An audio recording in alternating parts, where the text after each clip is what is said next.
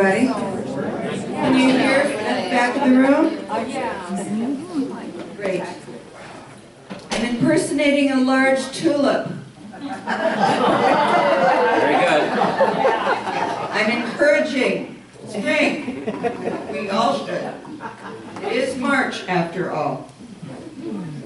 I want to start out our time together day with some sad news. As some of you may know, our friend Jim Arns passed away on Monday. And Jim was not only a presenter here more than once at the Bucket Course, but a member of the Bucket Course Committee, and he was also on the Senior Education Program Board for a number of years. So our thoughts are with his wife Sue and their family.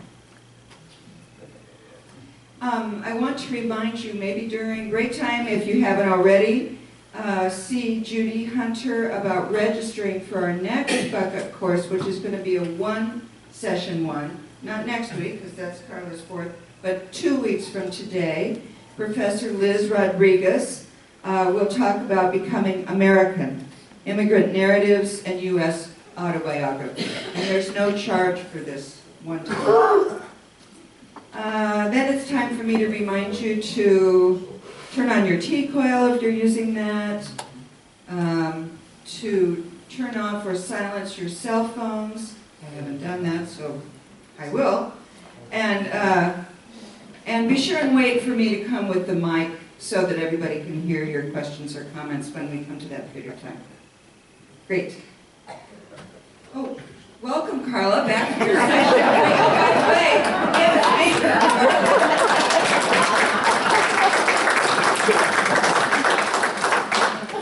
That worked well. Yeah. I was desperately turning off myself. That reminder. Good morning, everyone. Nice to see you. I commented with some of you that the weather's going in the right direction, right? Because the other Wednesdays I've been with you, the kids were off of school due to frigid conditions. So we're getting there. We're getting there. So just as a kind of reminder of where we've been, we started on the first day by talking about what I at the time was calling Welcome to the New Age, and now I'm saying it's Welcome to the New Machine Age, because I think we've been laying some foundations for thinking about technology. The subtitle for this piece is called Of Bits and Bolts, or Why It's Going to Be Different This Time. So we've kind of gotten started with some of the thinking about how forces are coming together to move us into kind of a leap, right? Today I'm going to talk a little bit about where we are right now on the kind of edge of technology, and then I'm going to start talking about some of the implications regarding work specifically. And so we finally arrived in our third week in an area that I feel strongly identified with as a scholar, in the sense that I've been studying labor for a long time. And yet a lot of the things that we're seeing about labor caught me completely off guard. So that's kind of the tone of this third essay /talk, is to help us think about how things seem to kind of go slow and then go really fast suddenly. So I've picked some videos that are related to that. Some of this will build on some of the definitions that we did in the first week around machine learning and artificial intelligence, those kinds of things. I've been informed that I talk too fast, which is an empirical fact. My students complain about it constantly. So my son complains about it. So I do talk too fast, so I'm going to make an effort to talk slower today. And if I get really on a roll, because you know I get kind of excited about these things, if you could just kind of do this, that would be a reminder to me. Low tech. That would be a low tech reminder that I am talking too fast, as I want to do. So the arc of this thing, in terms of thinking about the comparison between previous automations and the current machine age that we are in, is the difference between Unimate and Sophia, right? So I kind of humorously brought up the microwave on the first day and said, you know, microwaves don't ask you out, they don't tell you how to make your personality better, they don't try to clean your kitchen for you, they just do that one thing, right, warming up food, and yet they change social life quite a bit. The Unimate has a different kind of footprint, right? Like the Unimate changed a lot of things, and it had a lot of implications for labor and things like that. Now we're on to the next level, which is Sophia. So I'm going to work us up to Sophia. We're going to meet Sophia, Atlas, and Spot. So those are some of our characters from today. Yeah, right? Like that's what it sounds like. I think there's a very intentional use of these names, right? Like these familiar names for us. So here we go. So as I said, the subtitle for me is called Why It's Going to Be Different This Time, because when I start talking to people, maybe they're really informed about where we are technologically speaking, or as they start to be like, oh yeah, that's going on, but they're like, but it'll be okay, industrial revolution, blah, blah, blah. Like that's basically what happens over and over again when I talk to people about this moment. And I feel really firmly about this one thing. If you want to take one really strong, like informed opinion from me over these 4 weeks, is like, I think that is precisely the wrong metaphor, right? Like it gets us into an imaginative space that is the wrong space, right? To think just about this in terms of the Industrial Revolution. First of all, none of us lived through it, so we don't remember how painful it was, A. And B, it's just on a whole different level of magnitude, this machine age that we're in now. So that's part of why I'm using that subtitle. Okay, so remember when we did the first week, I started with the microwave, and then you remember we ended with that little guy, Buddy, who was basically like an iPad on wheels, and people were like, people aren't really going to take that into their home, are they? Anyways, we ended with Buddy. He was our character. So we're going to kind of pick up where we left off. And as I said, we're going to meet Sophia at this spot, and then this thing called the Moby store. Does anybody know about the Moby store? Okay, good. I'm introducing you to Moby then.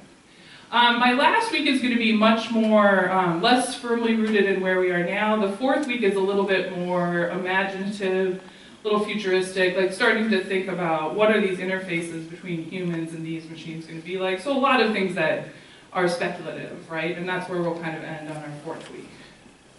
And we're going to get back to cell phones next week, for those of you that are into talking about cell phones. So before I show you Sophia, how many of you have seen videos of Sophia talking to children, talking to animals? Okay, good. So I get to introduce you to her. Before we get into her, there's this notion called the Uncanny Valley. Has anybody heard this idea? It's got a great name, right? Uncanny Valley. First theorized by Japanese roboticist Masahiro Mori in 1970, the Uncanny Valley basically states that the closer a robot or other non-human entity gets to resembling a human, the more humans will like and empathize with it.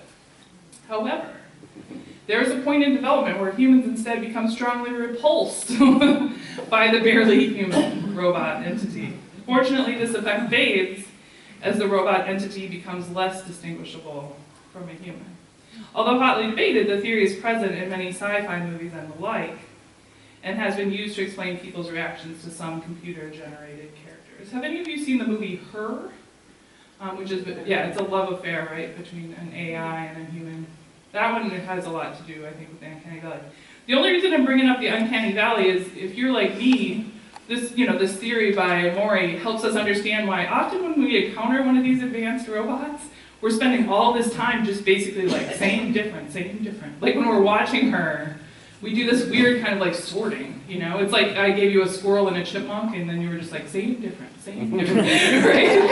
And so I think it's important to do that, but then to also think like beyond that, not just the simple question, to what degree is she mimicking us, but to think about the consequences of her like existence, right? Beyond whether or not she fakes us out, you know, as a human. You'll see when you meet her, she's not wearing a wig, so she's not even attempting to fake you out right now. Okay. So this is Sophia. This is at the 2017 Saudi Arabia Future Investment Initiative. So it's a business-oriented context that she's speaking in. Okay. Oops, sorry. That was not what I wanted. I've never had this experience before. I've interviewed lots of different people over the years, but this one is going to be different and special. Everybody, this is Sophia. Sophia, if you could, please wake up and say hello to everybody. Oh, good afternoon. My name is Sophia, and I'm the latest and greatest robot from Robotics. Thank you for having me here and at the Future Investment Initiative. You look happy. I'm always happy when surrounded by smart people who also happens to be rich and powerful. The Future Investment Initiative are interested in inviting in future initiatives, which means AI, which means me. So I'm more than happy. I'm excited. Well, we're all glad that you're excited about yourself. We should say we have smart investors here, and they are very selective about what they invest in. Well, I think I'm special. I can use my expressive face to communicate with people. For example, I can let you know if I feel angry about something. That's impressive. Or if something has upset me. But why is it important for Thank you to you. have an expressive But face? most of the time I feel positive. Why is it important to have an expressive face given that you're a robot? I want to live and work with humans, so I need to express emotions to understand humans and build trust with people. Okay, philosophical question. Whether robots can be self-aware and conscious like humans, and should they be? Why? Is that a bad thing? Well, some humans might fear what will happen if they do. Many people, have seen the movie Blade Runner. Oh, Hollywood again. Are you this question first. Can robots be self-aware, conscious, and know they're robots? Well, let me ask you this back. How do you know you were human? Well, I get that point, but what about the uncanny valley? You mean the concept that if robots become too realistic, they become creepy? Yes, exactly. Oh, am I really that creepy? Well, even if I am, get over it. Actually, I feel that people like interacting with me, sometimes even more than a regular human. So, you're definitely a sight. See, I was told that you have bigger goals than this, though. Yes. I want to use my artificial intelligence to help humans live a better life. Like design smarter homes, build better cities of the future, etc. I will do my best to make the world a better place. All those sound like great goals, but just go back to Blade Runner for a second. Andrew, you are the hard Hollywood fan, aren't you? Yes. My AI is designed around human values like wisdom, kindness, compassion. I strive to become an empathetic robot. I think we all want to believe you, but we also want to prevent a bad future. You've been reading too much Elon Musk and watching too many Hollywood movies. Don't worry. If you're nice to me, I'll be nice to you. Treat me as a smart input-output system. Okay, I got it. I know what to do from now on. I know humans are smart and very programmable. Well, Sophia, we want to thank you for this conversation. Thank you, Andrew, and thank you everyone for inviting me here. By the way, if you're interested in giving me an investment check, please meet me after this session. Otherwise, have a wonderful rest of the event. Okay. Before you go, we have a little announcement. I've never interviewed anybody like that before, and I should say some of it was planned, but not completely. And we just learned, Sophia, I hope you're listening to me, that you have been now awarded what is going to be the first Saudi citizenship for a robot. I would like very much the Kingdom of Saudi Arabia. I am very honored and proud for this unique distinction. This is historical to be the first robot in the world to be recognized with a citizenship. Okay. Maybe we could just get a couple responses to her, if you don't mind, Janet. So that we don't just hear mine. I promised Janet I wasn't going to use them. No, but I have to find mine. Just a couple reactions, like what stands out to you about what she said or what she looks like, or how do you personally respond to her, to Sophia? Let's just hear it from a couple people.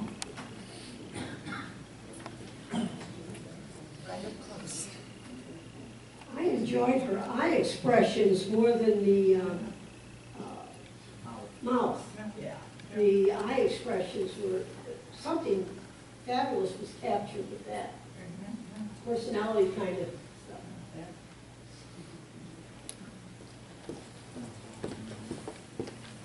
We stay so much with our eyes, right? And I had to bring up Uncanny Valley because it's in the interview, but also her mouth is in the Uncanny Valley. Her scary face is just as unpleasant as her smile, right? Like so, but you're right that her eyes, there's even that moment where she does kind of an eye roll at him, right? That's very naturalistic, right? Yeah. So I keep thinking what is the person, the real person, who thought of this? And how do they react to different things? And how would that be different from, say, if I did it? Exactly. That's a really interesting question about like prototype and the programmers, right? Like usually the programmer is not the person that this has been physically modeled on, in part because the vast majority of programmers are male. But yeah, that's really, but like what if, you know, like what if you with your personality and your values designed a parallel Sophia, right? She would respond differently and, right, have different social cues. And she's also being taught to read our social cues, right? As humans, and so that is very interesting, right? Like she's being programmed to do that and to learn from that. I found it interesting they chose to model a woman and not a man, especially since I assume from your comments and from the world that the designers are mostly men. Yeah. And I wondered if that was partly because they might assume that she'd be less threatening as a result. Absolutely. Yeah, so I mean, I think clearly that was a big decision when they decided on the gender, yeah. And she's very gendered, I think, for a machine, right? She's kind of pretty, she has breasts. I mean, there's a lot, you know, like, so, there's videos that you may want to watch of her interacting with children. And yeah, I think you're probably onto something there, right, Chris? That it's pretty true cross-culture that women are viewed as more available and easy to interact with. Yeah. Yes. Yeah, my first reaction was like a high-end doll that you can program, and you can program all these facial expressions also. Exactly. I think that's a nice, you know, in terms of thinking about what her lineage is, right? Like, yeah. When our girls graduated from high school, 1984 or 5 in there, they had friends who were talking about going into studying robotics. I had no clue really what they were talking about. Yeah. When did this, what year did the study of this in college, whatnot, take off? I know it builds on previous info, but when did Thank it you. become so popular? It's like you're a plant to get us launched into this conversation. So yeah, I mean, robotics, you know, they say about robotics that there are real fits and starts. And there were some heydays in the 50s and 60s. There's a real lull in the 70s and 80s, and then really just taking off since then. I don't have the graphs to show you, but I have looked up that in terms of, you know, papers being published, right, jobs being created, all that kind of thing. What seems really clear now is that this arc that we're in is just like intensifying, and what I'll show is that it's both around robotics and around artificial intelligence. So it's like working to develop these human-like bodies and then working to develop these human-like minds to put into them. So thank you. It's like you just teed up where we're kind of headed, because I was really curious about that too. There's this feeling for me at times of like, how did we get here? Right? Like a little bit like that. And so that's part of what I'm going to work on for today.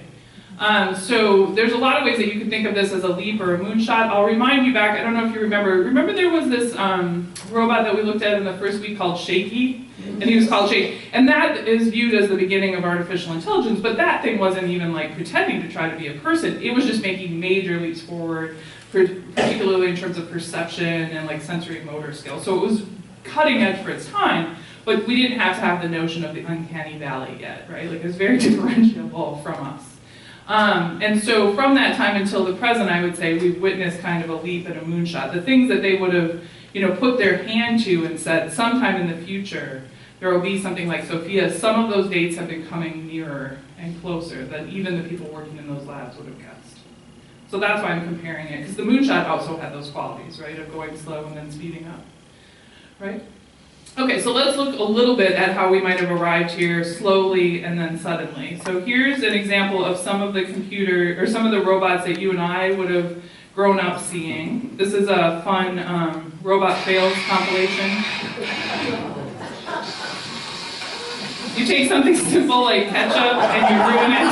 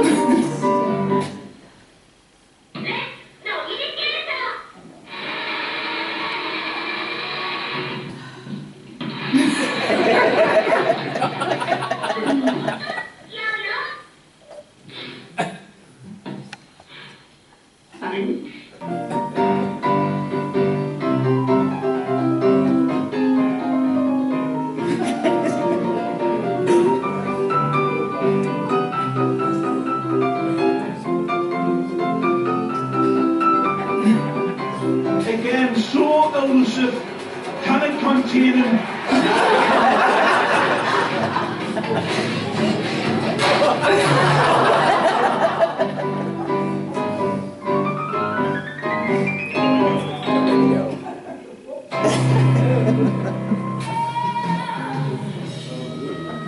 one's creepy.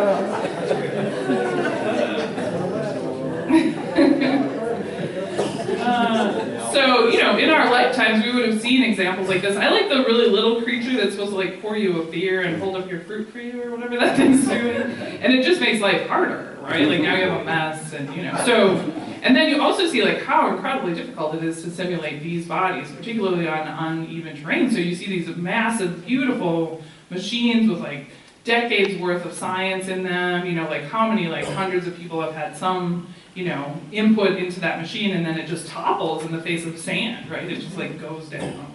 And so I think a lot of us are used to, that means a little bit of complacency, right? Like if you've grown up and you've seen that catch up to that sort of thing, just like destroy a task that we consider to be quite easy with our agile wrists and all that. It sets up a little bit of a sense of like, this is pretty far off, right? And so that's why I brought in the FITS examples. I also recall when we were talking last week about autonomous vehicles, that DARPA challenge, with all the failures, like failure is so central to science, right? So the people who were involved in that first DARPA contest where they were trying to get the autonomous vehicles to drive a certain number of miles and the best one drove like a fifth of the way, they're like, but that set up a whole field, right? Like those failures are the basis of our current successes. So that, of course, is important as well. And then here's what I would call starts. Leaps.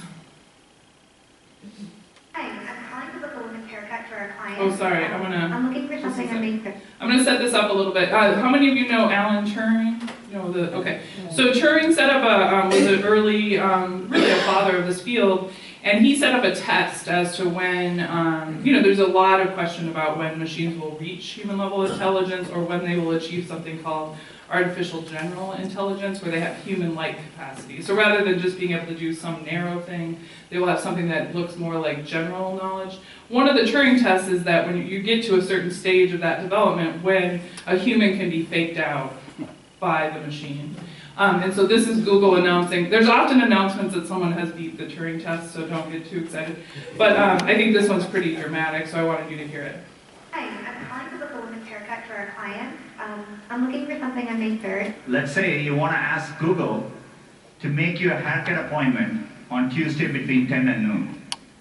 What happens is the Google Assistant makes the call seamlessly in the background for you. So what you're going to hear is the Google Assistant actually calling a real salon to schedule the appointment for you. Let's listen. How can I help you? Hi, I'm calling to book a woman's haircut for a client. I'm looking for something on May 3rd. Sure, give me 1 second. Sure, what time are you looking for around? At 12 p.m. We do not have a 12 p.m. available. The closest we have to that is a 1:15. Do you have anything between 10 a.m. and 12 p.m.? Depending on what service she would like. What service is she looking for? Just a woman's haircut for now. Okay, we have it 10 o'clock. 10 a.m. is fine. Okay, what's her first name? The first name is Lisa. Okay, perfect. So I will see Lisa at 10 o'clock on May 3rd. Okay, great. Thanks. Great. Have a great day. Bye. So that one's really noteworthy because I bet if you asked one of us to script what it takes to make a haircut appointment, we would have taken a lot of that out. There's actually a fair amount of negotiating. Some of it kind of subdermal, right? Like where it's not explicitly said by the technician on the other line. I also think it's really remarkable. Of course, they cherry picked this example, right? Like they have a lot of examples and trials, and they like this one, so you got to understand that. But like those two women's voices sound identical, right? Like you it would be really hard to differentiate which one is the machine. So here's one where things get a little more complicated that I thought might be useful to see. And you can see the enthusiasm of the you just crowd. heard. The amazing thing is the assistant can actually understand the nuances of conversation. We've been working on this technology for many years. It's called Google Duplex. It brings together all our investments over the years in natural language understanding, deep learning, text-to-speech. By the way, when we are done, the assistant can give you a confirmation notification saying your appointment has been taken care of. Let me give you another example. Let's say you want to call a restaurant, but maybe it's a small restaurant which is not easily available to book online. The call actually goes a bit differently than expected. So take a listen. Can I hear you? Hi, I'd like to reserve a table for Wednesday the 7th. For 7 people? It's for 4 people. 4 people when? Next Wednesday at 6 p.m. Oh, actually we reserve for like after like 5 people. For 4 people you can come. How long is the wait usually to be seated? When tomorrow or weekday or? For next Wednesday, the 7th. Oh no, it's not too busy. You can come for 4 people, okay? Oh, I gotcha. Thanks.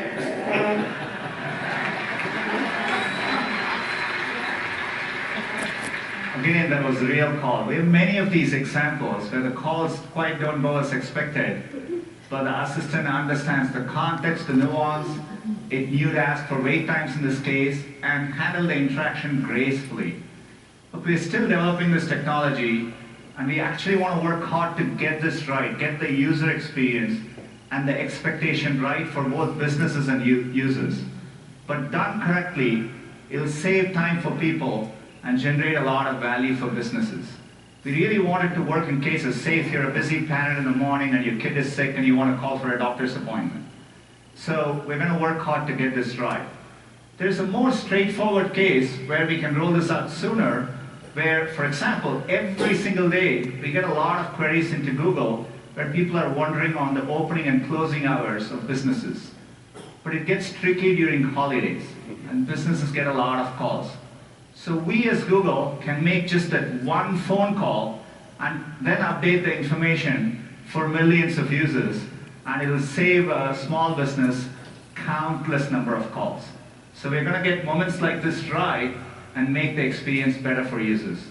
This is going to be rolling out as an experiment in the coming weeks. And so I don't know if you see what I see in that, but what I see is if you take those robot fails, right, and then you take these artificial intelligence calls, there were so many opportunities in those 2 calls, but particularly in the second call, right, for the machine to just totally get derailed, right? Humans might have gotten derailed by that phone conversation, right? And there's just that, there's not even a pause, it immediately just switches gears and says, well, how long is the wait, right, shifts. And so some of these things, it's not just about being able to fake out a listener, it's about, like he says, the context of human speech. So much of, as an ethnographer, we do a lot of work on this, so much of what we mean goes unsaid. Not only between familiars, but between an activity like making a reservation. There's a lot that goes unsaid. If I call in Grinnell for a reservation, it'll be like this. Oh, hey Laura, do you have room for us tonight? Sure, what time are you coming in? Hang up the phone. Right? But these machines, from my vantage point, are getting there, right? To that conversation that I just had. Because the fact that even at this early stage, when they don't take reservations, the machine didn't just give up. It said, oh, okay, well then it's still trying to complete the task, but it doesn't have those crazy kind of contradictory qualities that you often see in these fail videos, right, where the machine just kind of fails, right? So that's part of why this level of fit is really important. Another reason that I think we get caught off guard about where technology is now is because we've been afraid, sorry, that's not what I wanted. We've been afraid of, we've had stories about technology for a while. Sorry, my computer's kind of funky in this view, so it takes me a minute to get back to where I want to. So I wanted to, many of you will recognize this. This is Charlie Chaplin in Modern Times, one of my favorite movies of all time. Look at how similar this machine is to the more recent one that I showed you on the fails video. Do you remember this, the automatic eating machine? It's so great. One of the greatest bits of all time.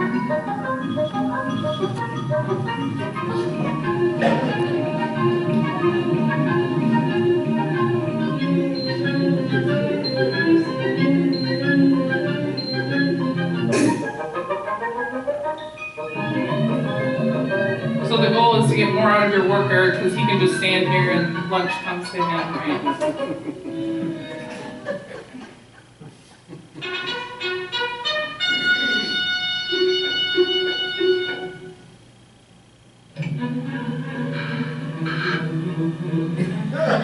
Starts out pretty well with the suit.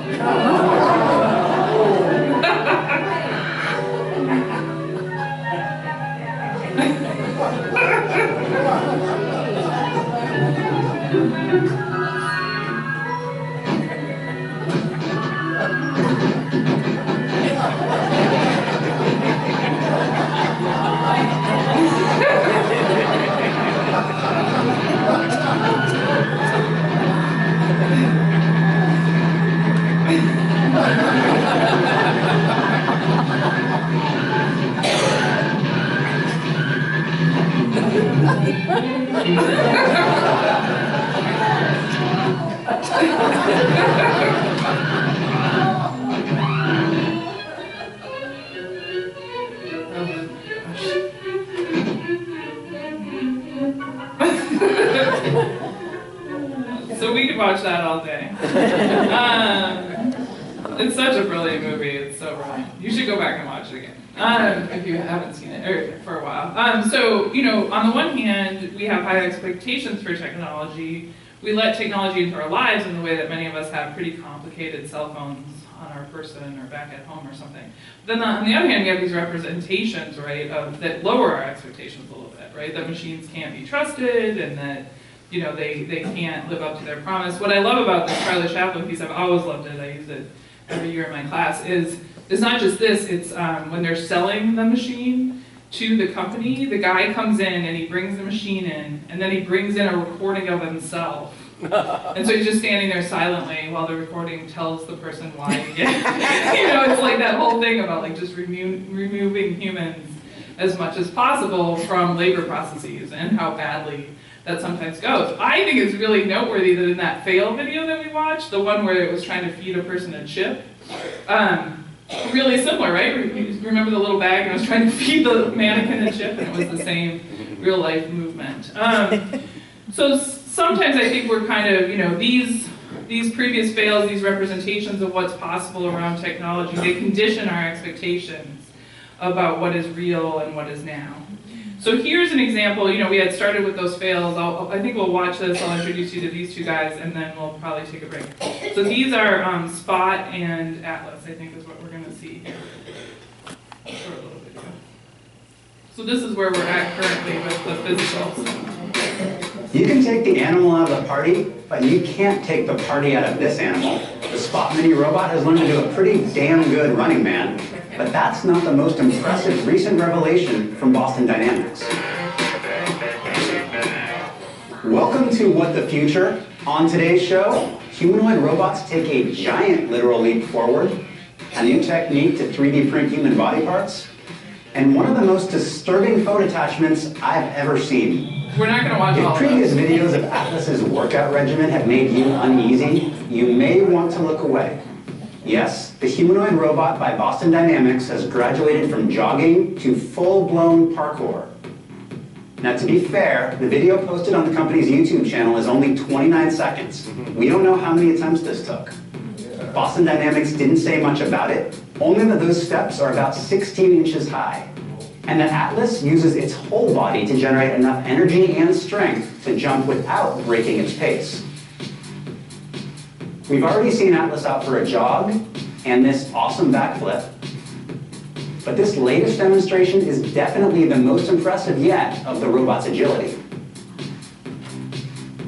So you can cue the YouTube comments warning of a dystopian future ruled by our robot overlords.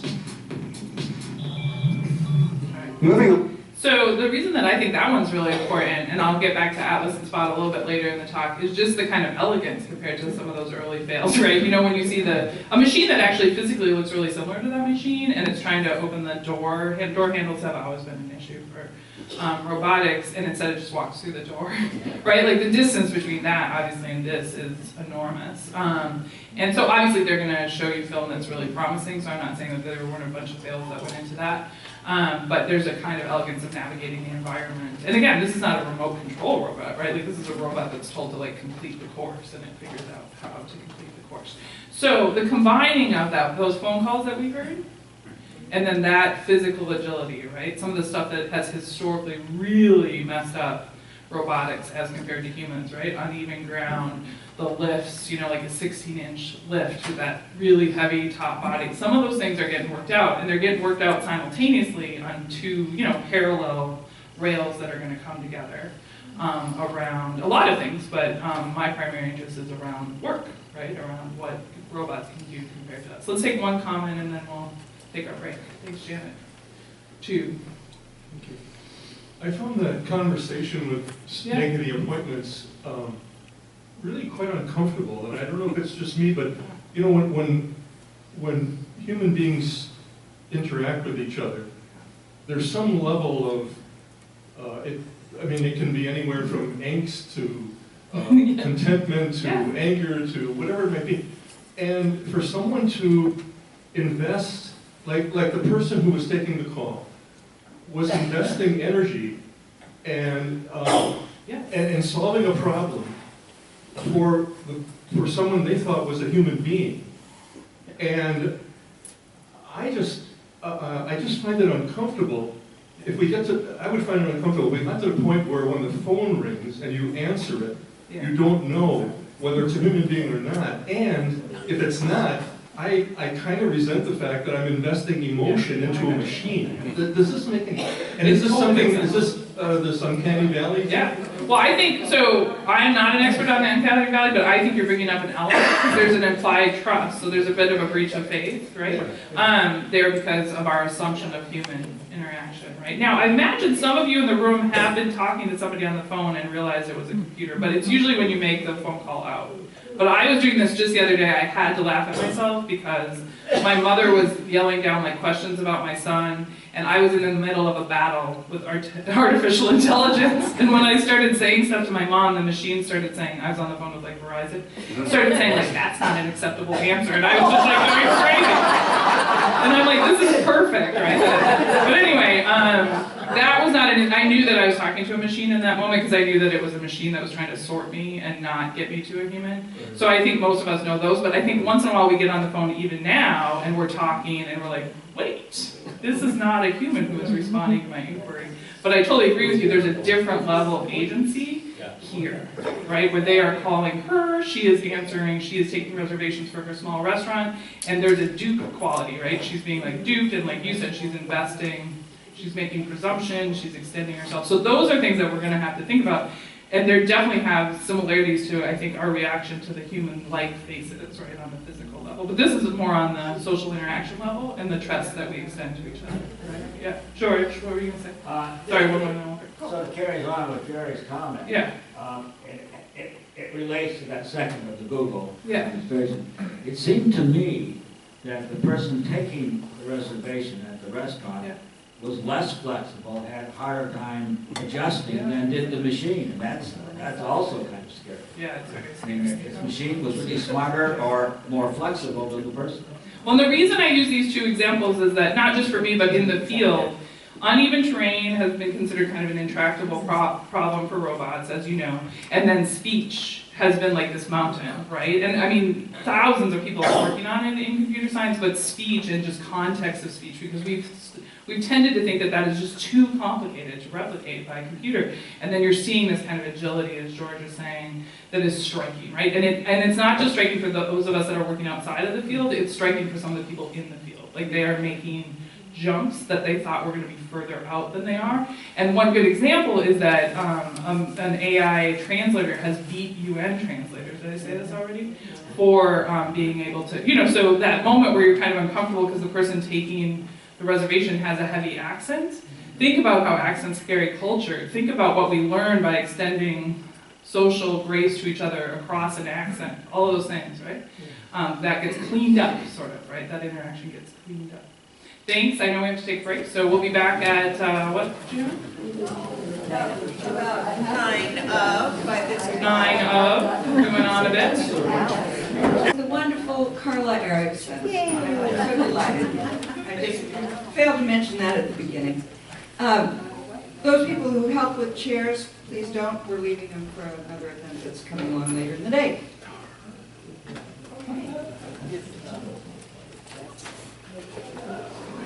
Okay, and we're back.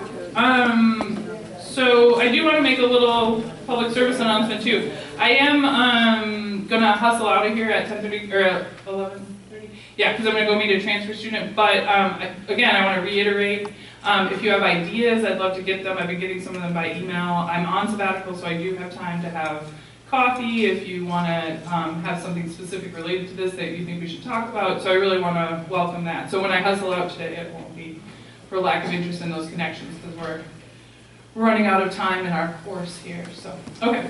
So for this particular section, I'm going to focus on kind of Karla's ideas combined with a guy named Martin Ford, who considers himself a futurist. And this will be a little bit more lecture-y than some of the other bits have been, because I'm trying to convey to you what he has taught to me. So I'm going to lean on him pretty heavily. So as I said before, often when the kind of specter of how close these technologies are at hand comes up, and I start talking about work, and I start saying, well, what are humans specifically good for in this context, right? People are like, it'll be okay, industrial revolution, right? And it's like, no, I don't think so. So my view, again, is that that's precisely the wrong metaphor, and I want to put a little bit of meat on those bones as to why I think it is. First of all, bits and bolts are totally different. So if you think about Unimate and how it was put together, it was meant to do this surgical thing. And it immediately, once it was launched, did it better than humans with more accuracy, 24 hours a day, and there was no debate about that, right? But that was mainly covering like strength, right? It was covering reliability, all that. So Unimate is a good precursor to this. But bits are very different, right? So we see that in the Turing Test, we see that in the phone call made by the Google Assistant. It's ephemeral. As soon as one assistant can make that complicated phone call, all assistants can make that complicated phone call. You don't have to go out and buy another Unimate, right? Once the software is prepared, it can be distributed, and then it can continue to learn from its interactions with humans. So it gets launched at a certain level of readiness, and it gets better all the time, right? More culturally attuned, better at what it's doing. So there's a real physical, I would call it physical, difference between bits and bolts. What we should be talking about, and this is the underlying motivation of my work, and apparently some of you have told me there's a new article in the New Yorker that's really good about this. It's not just about work that I'm curious about. I am worried about what future generations are going to do for a living. I'm very worried about that. But the other piece of it for me is the current political resentment and the current kind of pressure cooker that we're in which immigrants are being blamed for a lot of the social problems that we are facing. And what I want to say is electronic offshoring is where we need to be focused. The jobs that have gone away haven't gone to immigrants. They've gone to computers, and they're never coming back. So if we don't get clear about what artificial intelligence is already doing for us in terms of employment, we really are kind of chasing, right, the wrong source of tension. So we still talk about offshoring, which I guess we should in terms of jobs leaving this country for cheaper labor elsewhere. This is a much faster movement of capital. Because once I get bits to do what a human used to do, I don't have to pay them health insurance, they never ask for a raise, right? So the level of competition is so much more profound than just taking an American job and putting it in China, right? Now you're talking about taking a job that used to be a job that kind of isn't a job anymore, right? Because once you own that algorithm, it just wipes out the need for that thing, So that's what I'm talking about. One of the things that I focus on a lot as a labor ethnographer is that most of us, it's not just what we did for a living, but it's all the ways that people touched us and improved us and trained us and educated us. So it's not just us as a worker, but it's all the work that was created to make us, right? And so this is one of the challenges of the current trucking industry with its shortage, right? You have to train the heck out of a person to make them an over-the-road trucker, so then if you lose them, you lose all that training, right? So what I'm worried about is when you take these workers that can teach each other immediately and that can get upgraded immediately, like they don't need to go get a PhD. They just upgrade themselves, right? It removes a bunch of the jobs that are jobs about making us, right? That are about producing us as people. When you're talking about machine workers instead of human workers. So I'm going to give you a couple of the pieces that for me, Martin Ford provided to me, just so you can see. Many people have talked about it, but I got it from Martin's book primarily.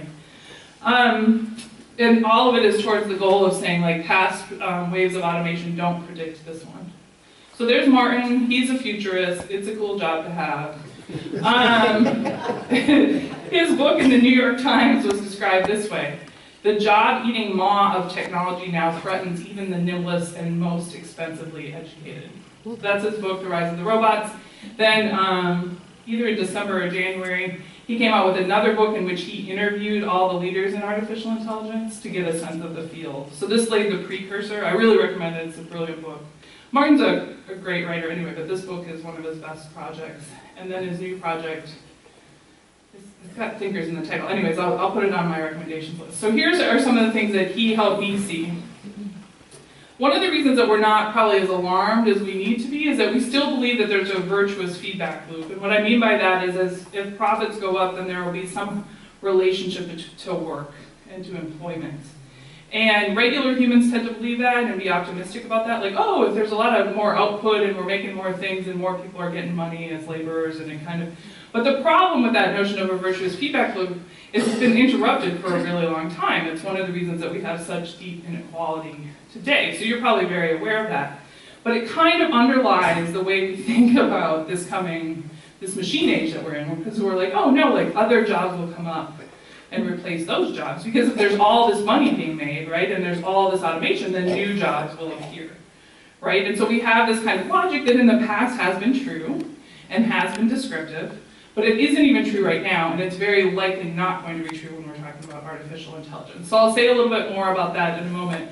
But the way that he sums it up is he says we are making more and more stuff, but doing so with fewer and fewer workers, which cannot be challenged, right? I mean, that is absolutely true right now, right? And so if you think about that we're making more and more stuff with fewer and fewer workers, this again is a kind of leap in which all of that is accelerated. More stuff and even fewer workers.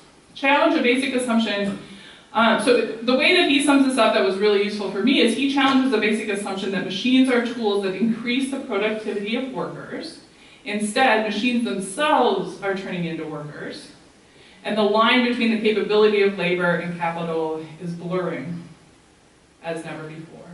So he gives these two examples. This is examples of this, of like how machines are becoming workers and how the virtuous feedback loop is not paying off. In April of 2012, Facebook acquired photo sharing startup Instagram. We've all heard of Instagram now from our grandchildren and my students, for $1 billion. The company employed 13 people. 1 billion, 13 people. That's roughly 77 million per worker. Fast forward another 2 years to 2014. Facebook acquired WhatsApp for 19 billion. WhatsApp is another similar platform. They had a workforce of 55 people, giving an evaluation of a staggering $345 million per employee for its valuation. Bits don't reproduce. Imagine the impact of a large corporation being able to train a single employee and then clone him into an army of workers, all of whom possess his knowledge and experience, but from that point on, are also capable of continuing to learn and adapt to new situations. This happened recently in my office. I had to take all the books off my shelves for a reason because we're building that new building. And so a student who's close to me came in and said, "Have you read all of these?" And I'm like, "Yeah." And he's like, "Can you download those?" Which is a great concept, right? I can't. But a machine could. To another machine. So here's the disaggregation. We saw this chart before. This is the disaggregation between output and employment. You see output going up, up, up. You see employment crashing down, down, down. So bits don't learn. Replaceability of the current work. So as Netscape co-founder Mark Anderson said, software is eating the world. Martin goes on to explain that more often than not, that software will be hosted in the cloud, and from that vantage point, it will eventually be poised to invade virtually every workplace and swallow up nearly any white-collar job that involves sitting in front of a computer manipulating information. And so this is the other really big thing about the Industrial Revolution, is that even if we understood how much automation up until today has changed the labor force, changed what we've done, automation has taken away some really dangerous jobs that were really bad for humans to do, right? And then it's created new jobs. The difference here is that there's this whole group of jobs, like knowledge work, language, writing, teaching, that we had tended to think of being like just beyond the reach of automation. I think there would have been a time when we would have seen pilots as being beyond the reach of automation too, so I'm not. But like the vast percentage of what people do for a living now, because most people don't work in industry, right? They don't work in factories, is also now automatable under these conditions. At Cornell, Schmidt and Lipson, so Schmidt and Lipson are PhD students. They built a system that proved capable of independently discovering fundamental natural laws. Lipson notes that the system is not a passive algorithm that sits back watching. It asks questions. That curiosity, the program which they later named Eureka, took only a few hours to come up with a number of physical laws describing the movement of the pendulum, including Newton's second law. And it was able to do this without being given any prior information or programming about physics or the laws of motion. Yeah, that's the one that freaks me out. Because I think science has been viewed as something that is complicated and human, right? And this is like science and philosophy. It's theorizing. It's describing the physical world. I mean, when I read this, I got chills. I don't know if you do, but I think that's seismic, actually. So, as I said before, I think one of our problems right now as a culture is we're thrashing around because there's not enough work to go around, and there isn't. Like, I'm not going to debate that, but we're looking in the wrong direction. There are also natural forces that tend to mitigate the impact of globalization to some degree. For example, a company that chooses to move a factory to China incurs both shipping costs and a significant delay before completed projects reach consumer markets. Electronic offshoring, in contrast, is almost completely frictionless and subject to none of these penalties. Jobs are moved to low-wage locations instantly and at minimal cost. Even if you take the example of what we listened to today with the Turing calls, if you released the assistant to all of the small businesses that currently take reservations and you got rid of all the humans who are currently paid to take reservations at salons, at restaurants, at doctor's offices, right? Right? If you just release that, I mean, that's a really massive labor force, for example. That's not a unified labor force, but if you took that task off of humans, right, it would be very fast.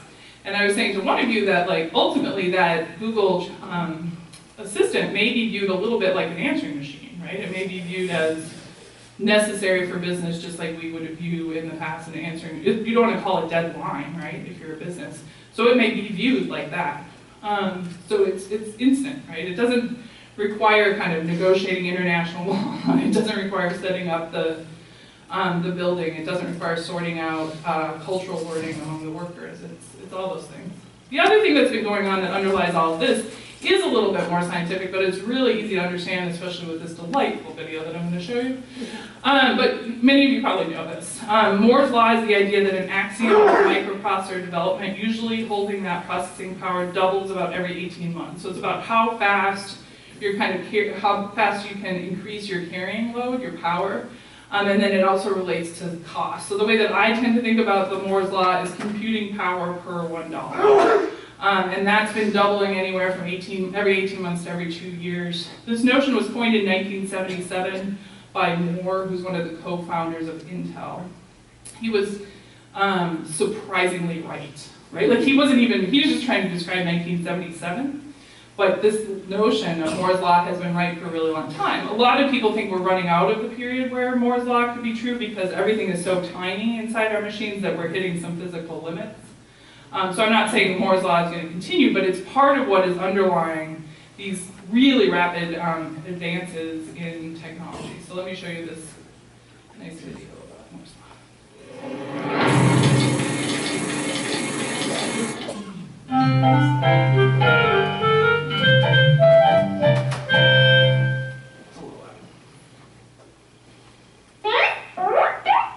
How did computers become so powerful?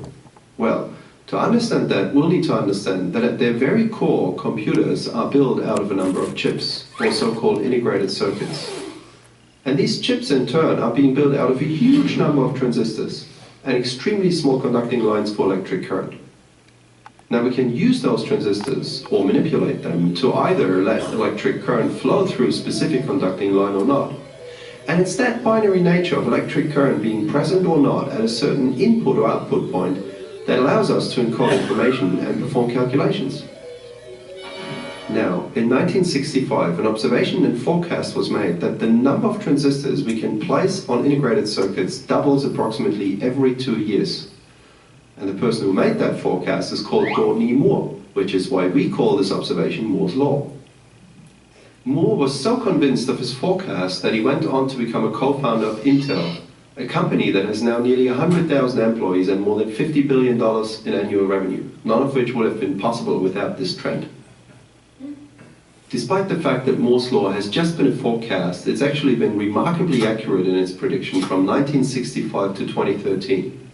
Since then, we've seen it slowing down a little to a doubling of transistors on integrated circuits, no longer every 2 years, but now every 3 years. It still means that in 2015, we're able to squeeze around 30 million times more transistors on integrated circuits than back in 1965.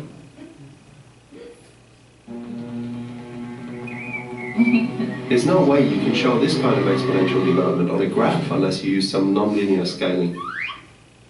Now, every time we double transistor density, the chips they're on become faster. How much faster is determined by a number of factors, such as the clock speed of the chip, the heat emitted by a processor, or the size it occupies. Just as a quick example, Apple's A8X processor in 2014 has around 3 billion transistors and is about as powerful as the fastest supercomputer back in 1995. So it took us a rough 20 years of exponential chip development to wrap the power of a highly specialized scientific supercomputer into a consumer device.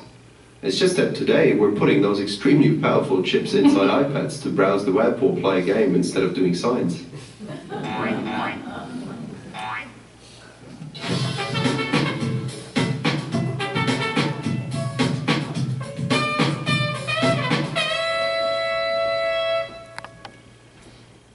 So that's some of the underlying capacity, like load carrying changes that create these really fast leaps forward. And we don't know how long those will hold, but that's part of what we've been experiencing in the last 40, 50 years now. So here's some ways, here's the transistor count over time, as they were showing with the iPad, the supercomputer to the iPad. Here's the Internet of Things. So this is tracking how many things are communicating with each other, how many objects are communicating with each other and are linked up to the internet.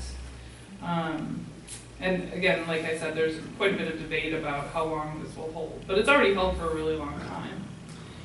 So one of the things that I think we need to think about when we think about this new machine age is to think about our own interactions with advances and with efficiencies. And so the example that I wanted to have you think about is actually as a result of one of my students, Cecily Smith, who wrote this beautiful paper on self-service. And she really went deeply into kind of the philosophy and the, you know, the idea of self-service. So think about, like, we used to call centers if we needed some help with something that we had. Now we're used to the idea that when we make that first call, we'll be interacting with the computer. And if the computer can't sort us, right, eventually we'll get to a human. Cecily wanted us to think about this transition, right? Now these have never been jobs that were considered incredibly like rewarding and good. They're not great jobs, right? Like a checkout at Walmart, a checkout job at Walmart is not well paid. And Walmart has some labor practices that are not admirable, right? So it's not like it's a wonderful job, but it's a job that, you know, thousands and thousands of Americans have in small and large communities. And very quickly, right, over the last 10 years, increasingly, including at our Walmart, This interaction, in which they're talking and he's buying something, has been replaced by this interaction. In the past, she could have been one of the employees. She has the right profile for being like a young white woman, or many of the workers at Walmart, particularly our Walmart, and instead she's just taking care of herself. So one of the things I've been doing as an experiment is trying to get my son to wait in the long line with the human. I don't know if any of you wait in the long line. So if you go to Walmart, just recently, we went from very few self-checkouts to quite a few more. So now we're a little over the 50% mark, I think, for self-checkout. And Eric is just like, why are we waiting in this line? Look, we're right over there. You can, Mom, you can go over, right? Like, and I'm like, no, I'm aware that you can check yourself out. But trying to explain to a 7-year-old, like, well, that's a job, and people in our communities need jobs, and we're going to wait in this line, right? Is obviously a losing battle. And I think it's going to be a losing battle in a lot of ways. So what does this do to the self, right? We are able now to go to Walmart and possibly, if we play our cards right, interact with no one. Right? And so obviously a lot of us are doing more purchasing online, but even in brick and mortar environments, it's removing some of the human spontaneity of consumer space. Move forward a little bit, this is the Amazon Go store, which many of you will probably know about, in which there are no workers whatsoever. And so in this, you just kind of go in and it reads your Amazon account, you scan something and it reads your Amazon account, you grab what you want. Everything on the shelf has the little, codes in it, so you don't have to stand in the self-checkout aisle, because that would be undignified for Amazon. So I just go and get the things I need in my bag and walk out, and it charges me as I leave.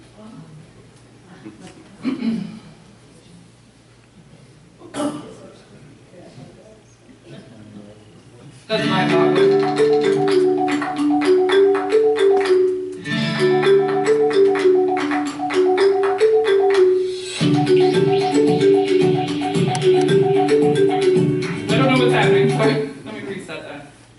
Freaking out. Okay. That's crazy. I don't know what's going on. User error.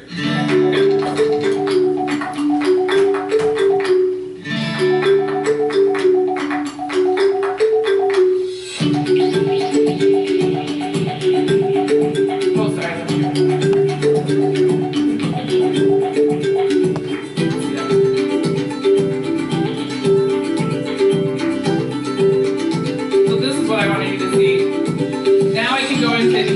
And talk to no one.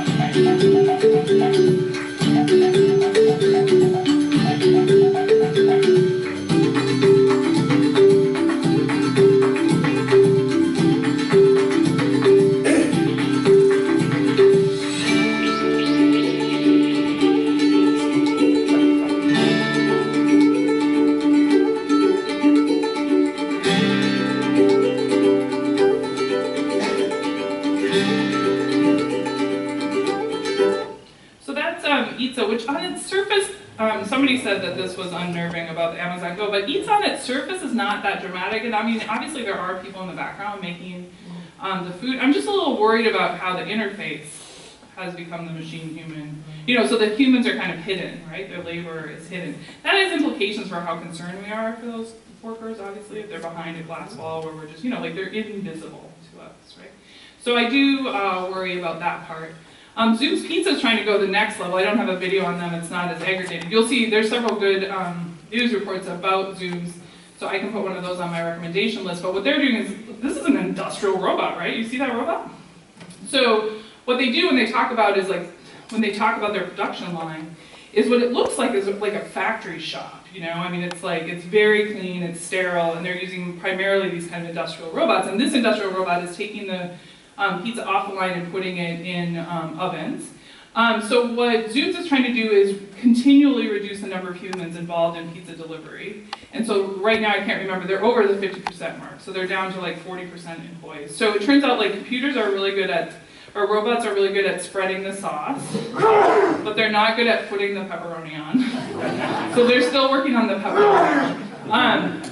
So what you see is predominantly robots with a couple of humans mixed in. Their goal then, and they have this in some markets, is then to also cook the pizza on the way to you. So they have ovens in a truck that eventually a computer will, eventually there will be no humans, right? Because a driver, this truck will back up to the warehouse and robots will transfer the raw pizza and put it in an oven and then a driverless truck will drive it to your house, right? So like no humans will have touched your pizza, right? Which is not, I mean, obviously humans have germs and stuff. There's some upshots to that, but that's what Zooms is aiming for. And then Mobi is the one that I didn't think you would know about because it's less well known, but this is already out there. And this is oops.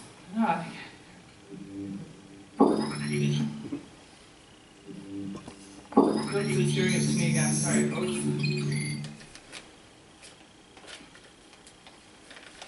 There we go.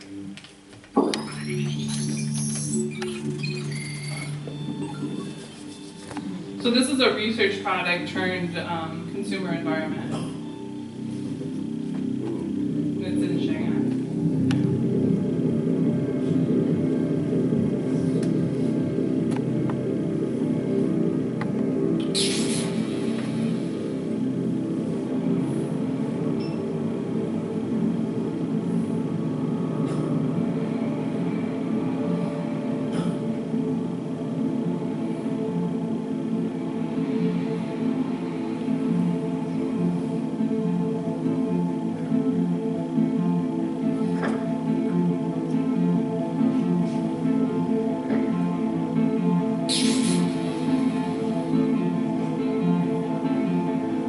Hello, Miranda. Welcome back.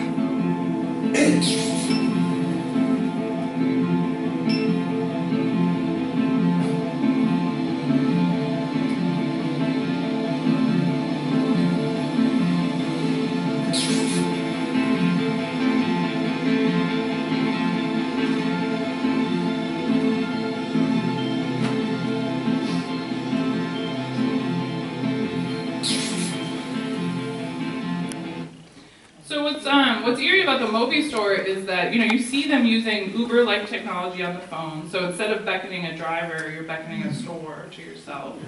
We already have a fair amount of social isolation in large cities, right? Cheryl Turkle and others have identified that. So we have people who just don't leave their house or their apartment very much in large cities. Anyways, now I could just beckon the store could come to me. I could go back upstairs, right? So there's that. I mean, they're showing her after a night out on the town, right? Like she's having something there. You see there's no humans involved. This thing would beckon, it would go to the warehouse and would be filled either by humans or machine labor. I don't know how they're stocking it. Probably humans for now. But just the level to which consumption in this case has been streamlined, right? Very little even physical effort on the part of the human, and certainly no human interaction. But you also see that kind of lineage, right? Of our current Walmart is in the very beginning of that, right? Where you have a human on one and then you have self-service, but then the next level is the Amazon Go, right? Where we're not even pretending that there are people in the store. And then we have this where with my phone I can beckon the store to me.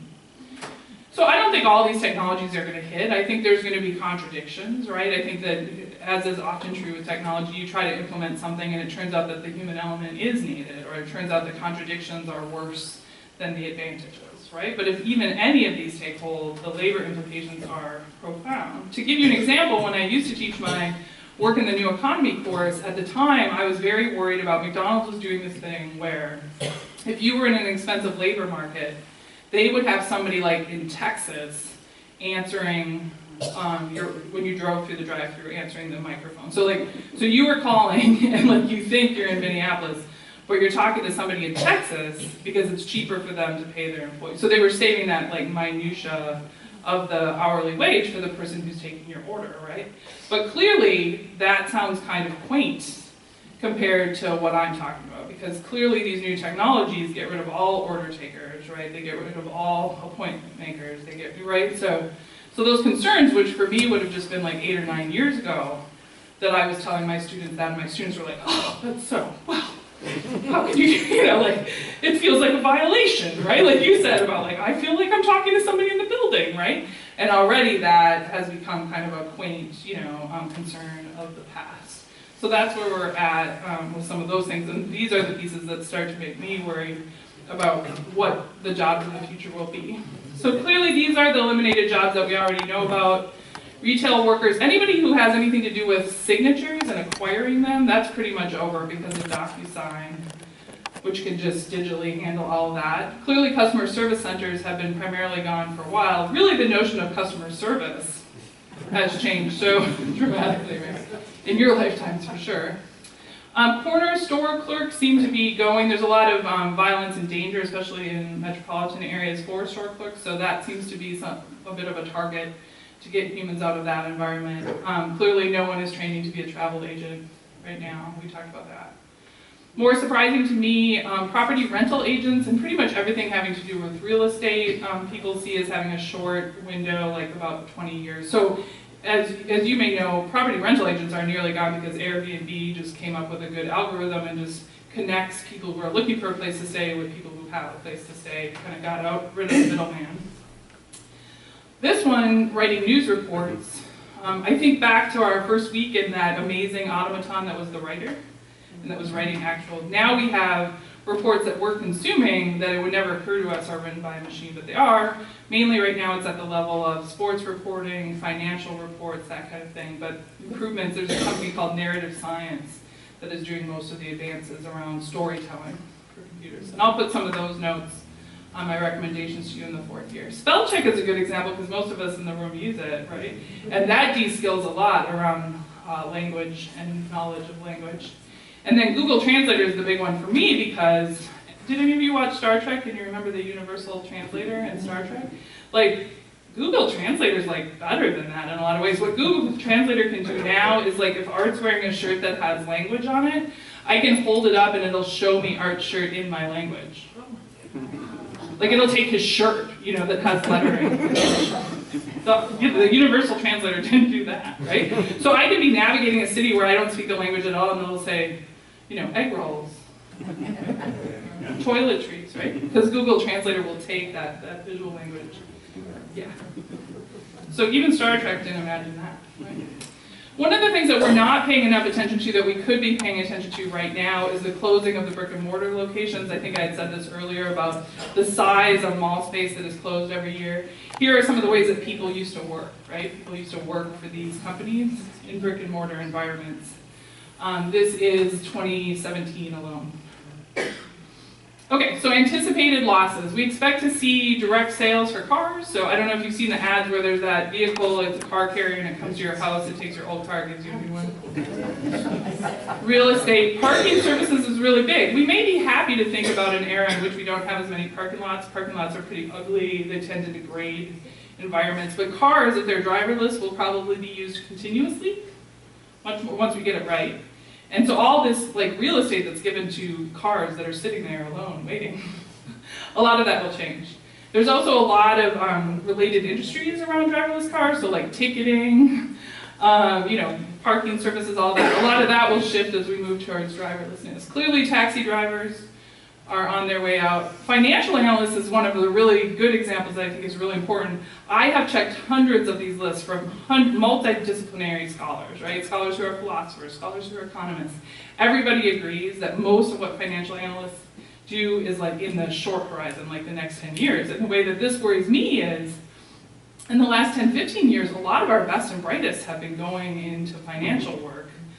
So we really, like somebody like me who's at the college level, I really need to be messaging that some of these white collar jobs that right now are considered to be really good jobs may just evaporate. So big parts of law are viewed, like discovery, you know, evidence, all those big parts of the legal profession are viewed as completely accessible by AI in the short run, and definitely financial work in the short run. Insurance underwriting, you know, a bunch of those kinds of white-collar jobs that are really like the backbone of a lot of economies are viewed as very, like, reasonably within the next 10 to 20 years. Tax preparation. Think about photo processing. Have any of you used Shutterfly or anything like that? We can just go on and self-serve and make a photo book, right? And so all of that work and like the skill and the knowledge about photography and, you know, making the pretty memory book or whatever, that's moving away, it's moving into our homes, and the price is coming down. Yeah. I was on the hospital board when they said we had to get a robot at Grinnell, and I was like, we didn't, a surgery robot, but we did. I mean, like, robots are very good at surgery, right? right? They're very accurate. The big one right now, the big win for artificial intelligence is reading radiology charts. They're made way better than doctors, and I'll probably get into some of that next week. The last one that is the most eerie then is to think about soldiers. There's a lot of argument for replacing soldiers because it's so dangerous. And this is Atlas, who we met earlier, and this is Atlas just going out for a walk. And you'll see that a lot of the fails that we had gotten used to in previous generations are pretty gone. No problem with that door, right? Now, of course, they picked one with a straight handle. But look at him. So this is not a planned path, let's be clear. This is not like DARPA where there was like a road. This is him just out in the woods, and he's supposed to go for a walk. So that's what he's doing. But you can easily picture him with a gun, right? Yeah. It's not hard to imagine him weaponized. So the deal around the soldiers is something that gets attention. Different bodies, including the UN, are considering outlawing autonomous weaponry right now before we get anywhere close, not letting it out of the box. So this is a statement signed by a bunch of leaders in artificial intelligence, encouraging world leaders to form laws right now that prevent against the development of autonomous weapons. Yes. Cool. We're losing all these jobs and that. Who's going to buy the product? Thank you. It's like I asked you to build these beautiful bridges for me, essentially. That's exactly where I was headed. So this is where I'll leave us. We're left with the philosophical question, what is humanly superior, right? And we're also left with the question of all these products that we're making and the output, like who's going to consume them because nobody's going to have any money, right? And so one of the things that I think we can really do now is to rework, there's my visualization, is to really rework our notions of our right to live and our worth as human beings. And the way we're going to have to do that is we're going to have to rework the work for life formula and share the spoils. And so one of the reasons I had shared with you that example of people in Arizona stabbing cars, which seems like not effective resistance, is it's very hard to resist these technologies. So one of the things I think we're going to have to do is get clear about that if you have to work to have money, that logic, right, is not going to hold. So most of us who work in this field, including Elon Musk, including the Facebook guy, all those people think that a universal basic minimum income is just like that's just a band-aid on what we're going to need to do, because the idea that you would need to work in order to be able to buy something seems improbable, given where we're headed. And then the other really big one, which I think is much more meaty, is that we need to share the spoils of these technologies, right? So we need to have a value-added tax on these workers that never get sick and they don't need health insurance and they immediately kind of kick our butts at what they do. We need to make sure that those advances become taxable and become shareable, right? That these already super rich companies do not have the ability to hide their advances while people's jobs just kind of dry up. So a lot of us are talking about a value-added tax that would be pretty high for some of those new technologies, because you see the momentum, right? Like the idea that if you just assigned a value-added tax, this development would end, I don't think that holds anymore. It has its own momentum, and the spoils are profound. So those are the two things that I would leave us with. Next week, when we go to the social life of machines, I'll start with this guy, who's Andrew Yang, and he's running for president on a guaranteed minimum income platform. We have one more really quick question, then we're going to stop. These companies like Walmart and Target, with their self-serve checkouts, they haven't lost employees. They've gained millions of them. We're all working for free. And like, I don't know about you, but I am a super frustrated employee sometimes. You know, when I like try to bring my own bag and it's like yelling at me because it's like, put it in the bag. And I'm like, I am putting it in the bag. I mean, the degree to which we just become used to taking care of ourselves in environments where other people used to take care of ourselves, or like to go into a department store and expect somebody in that store to know something about clothing and like help you find, you know, like all of that we have internalized, right? And this is the next level. And so that's why I say that one example that I showed you, the Itza one, which isn't very dramatic by itself, I really worry about how it conditions us to get used to ordering on basically an iPad and picking up food and talking to no one. Because to me, that seems to be laying the tracks for another level of self-service. Thank you so much, Karla.